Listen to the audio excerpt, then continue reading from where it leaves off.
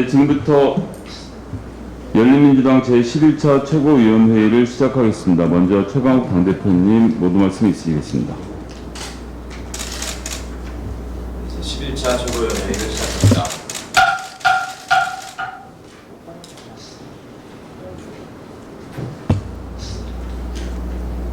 전국적으로 집중호우로 인한 침수 피해가 잇따르고 있습니다.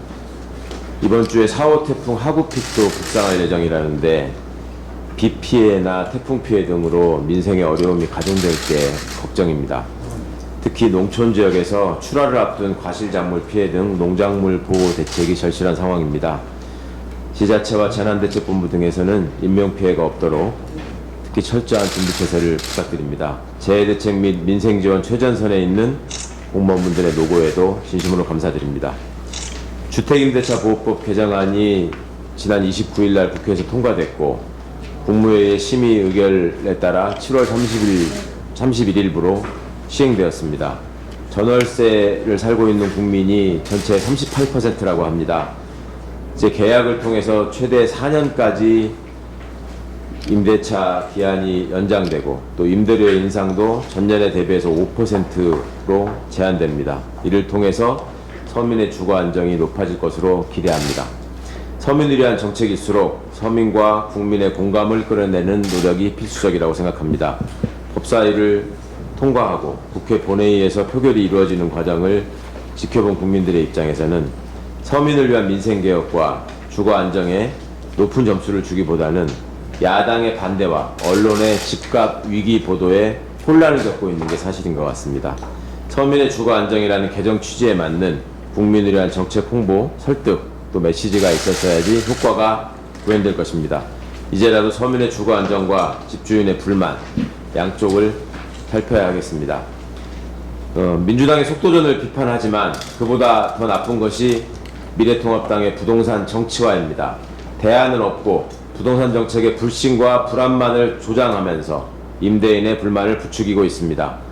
정치를 통해 서민의 주거 안정, 집값 문제를 잡아야 할 제1야당이 부동산의 정치화를 통해 국민 분열을 시켜놓고 불구경하듯 지켜보고 있습니다. 국회 원구성 지연부터 모든 것을 여당 탓으로만 돌리는 미래통합당에게 더 이상 국민은 책임 정치를 기대하지 못할 것입니다. 상임위원장을 민주당이 맡았어도 법안 소위 구성 등을 놓고 아직도 정상 가동을 못하고 있는 상임위원회가 꽤 됩니다. 상임위원장 원내 교섭단체 간 배분은 관행일 뿐입니다. 이제는 이런 관행을 깰 때입니다. 13대 국회에서 시작된 87년 체제는 이제 바꿔야 되겠습니다. 미국 의회는 상임위원장과 소위원장 자리를 모두 다수당이 수행합니다. 다수당이 책임을 지는 정치구조이기 때문입니다. 2년의 임기 동안 다수당이 잘못하면 바로 국민의 평가를 받게 됩니다. 책임정치 구현을 위해서 우리 국회도 국회법에 따라 다수당이 책임 있는 국회 운영의 원칙을 만들어가야 한다고 생각합니다. 소위원회 위원장도 지금처럼 교착 상태로 놔둬서는 안 되겠습니다. 13대 이후에 지속되어 온 교섭단체 간 협의 관행이 거대 여야 간의 협의가 안 되면 국회가 파행되는 것이 연례화되고 있습니다. 이런 식의 국회 운영은 지금의 국민의 눈높이와 맞지 않다고 생각합니다. 오히려 운영위원회 및 원내 정당 간 협의체 등을 통해 원내 정당 중심의 의사결정과 합리적 운영 시스템을 갖추는 것이 합리적이라고 생각합니다. 교섭단체 간의 밀실 합의가 아닌 원내 정당이 참여하는 회의를 통해서 의사결정을 하는 것이 국민의 다양한 요구 수렴에 부합한다고 생각합니다. 비교섭단체 소속 의원을 투명 인관화하는 낡은 국회 관행은 과감히 버리고 국민의 민주주의 수준에 맞춘 새로운 국회 운영에 나서주기를 강력하게 촉구합니다. 이상입니다. 네, 다음은 김진애 원내대표님 모두 말씀 있으시겠습니다. 예, 정통 국토위 위원이신 우리 최강욱 당대표께서 부동산 관련 문제를 워낙 잘 얘기를 해주셔서 저는 어쩌다 법사위 위원입니다. 다만 주택임대차보호법을 법사위에서 관장을 하기 때문에 거기에서 참여를 한 소감 그리고 앞으로의 과제들 조금 얘기를 드리겠습니다. 저는 21대 국회에서 여러 가지 개원하는 과정에서 여러 가지 그 문제가 있었으나 21대 국회 첫 과제로 주택 안정, 임차인 보호 그리고 부동산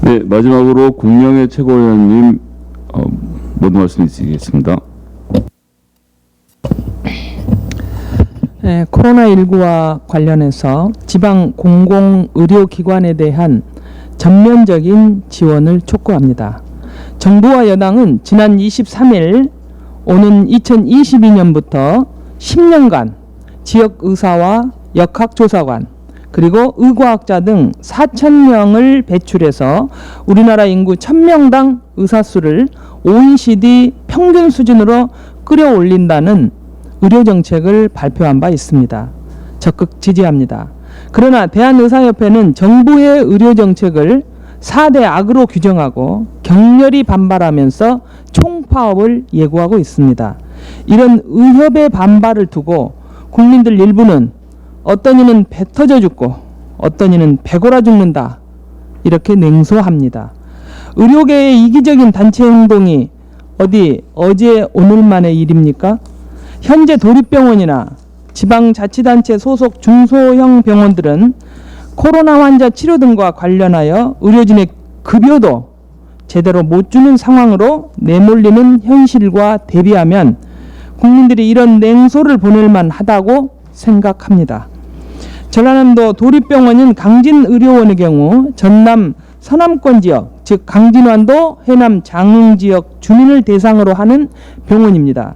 그러나 전남 서남권 감염병 전담병원으로 지정이 된 후부터 진료 대상 지역에서는 코로나 환자가 단 한 명도 발생하지 않았지만 광주, 목포, 영광, 해외 유입 환자 등 현재 19명의 코로나 환자가 격리 치료 중에 있습니다. 이렇게 코로나 환자가 입원 병원이 되면서 지역 주민들이 강진의료원의 진료를 기피하게 되어서 외래 환자와 입원 환자가 급감하게 되는 상황이 되었고 5개월째 의료진의 월급도 제대로 지급하지 못하는 이러한 재정 악화 상황입니다. 물론 5, 6월 두 차례 정부의 손실보전금 18억 원의 지원이 있었습니다. 코로나19로 빚어진 경영손실 총 31억 원을 보전하기에는 턱없이 부족한 액수였습니다. 남원의료원도 현재 임금 체불 상태입니다. 서울, 경기, 인천, 충남 등 지방의료원마다 긴급 재정 추가 지원을 필요로 하고 있습니다. K방역의 글로벌 신화를 낳은 대한민국이 취약한 지방 공공병원들의 의료진을 급여도 제대로 지급하지 못한 상황으로 내몰면서 당신들의 덕분입니다 라는 립서비스만으로 공공의료의 열악함을 묵과해서는 안 될 것입니다.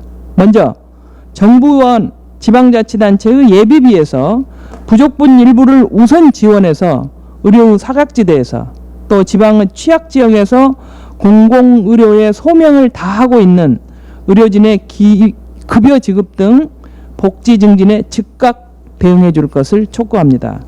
다음으로 풍수의 재난 관련해 국한된 예비비 지원을 코로나19와 같은 전 국가적인 감염병 사태에도 적용될 수 있도록 신속한 관련법 개정을 촉구합니다. 끝으로 공공의료 수준의 향상을 위한 향후 정책 추진에 있어서 지방의료 서비스의 문제는 반드시 흑자 논리가 아닌 공공성의 논리로 접근해 줄 것을 주문합니다. 2013년 홍준표 전 경남지사가 불어나는 적자를 감당할 수 없다라면서 진주의료원을 강제 폐업시킨 사례와 같은 지방 공공의료 서비스의 흑역사가 다시는 반복되지 않기를 바랍니다. 이상입니다. 네, 이상 공개를 마치고 비공개로 전환하도록 하겠습니다. 언론인들의 협조를 부탁드리겠습니다.